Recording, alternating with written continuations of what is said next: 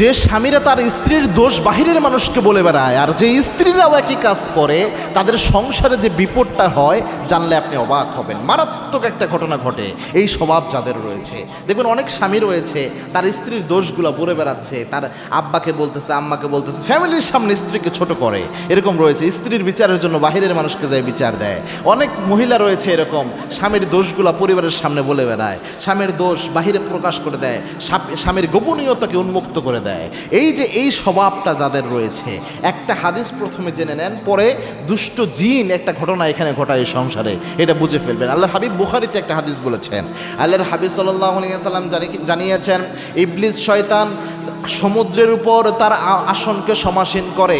ইবলিস শয়তানের একটা আরশ রয়েছে, এই আরশটা সে সমুদ্রের উপরে বসানোর পর যত দুষ্ট জিন রয়েছে সব দুষ্ট জিনকে ডেকে বলে, তোমরা কোন অপরাধ আজকে করলা, কে কোন অপরাধ করছো বলো।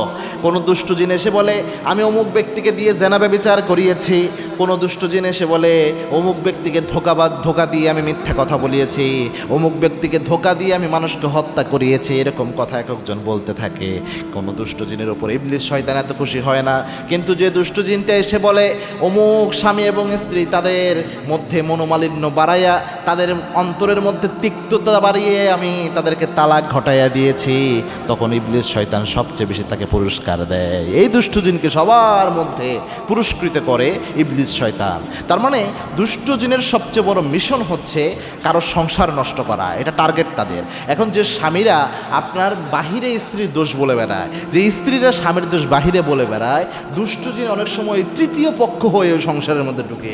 এই তৃতীয় পক্ষের মাধ্যমে ঢুকে কথার কম বেশি ঘটাইয়া একটা সংসার তালাকের দিকে নিয়ে চলে যায়। মনে রাখবেন, আপনার স্ত্রীর সাথে আপনার মনোমালিন্য সমস্যা দুইজন মিলে সমাধান করেন। আল্লাহর হাবিব সাল্লাল্লাহু আলাইহি ওয়াসাল্লাম তার স্ত্রীর সাথে সামান্য যদি স্ত্রী অভিমান করতো, রাসূল এটা সমাধান করে ফেলতেন, দুইজনের মধ্যে রাখতেন।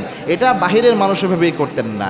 এজন্য ছোটোখাটো যে সমস্যাগুলো রয়েছে স্বামী স্ত্রীর, এটা অবশ্যই দুজনের মধ্যে সুরাহা করেন। হ্যাঁ, একান্ত কোনোভাবে যখন সলিউশন করা সম্ভব হচ্ছে না, অনেক বড় ইস্যু হয়ে যাচ্ছে, তখন পরিবারের যেই মানুষগুলো চায় সংসারটা টিকে থাকুক, এরকম ব্যালেন্সড, এরকম ভারত্ব সম্পন্ন ব্যক্তি যারা, এরকম একজন ব্যক্তিকে নিযুক্ত করেন এই ফয়সালা দেওয়ার জন্য, তাহলে ইনশাআল্লাহ কোনো সমস্যা হবে না। নতুবা তৃতীয় পক্ষ হয়ে ইবলিস শয়তান ঢুকে আপনার সংসার নষ্ট করে ফেলবে।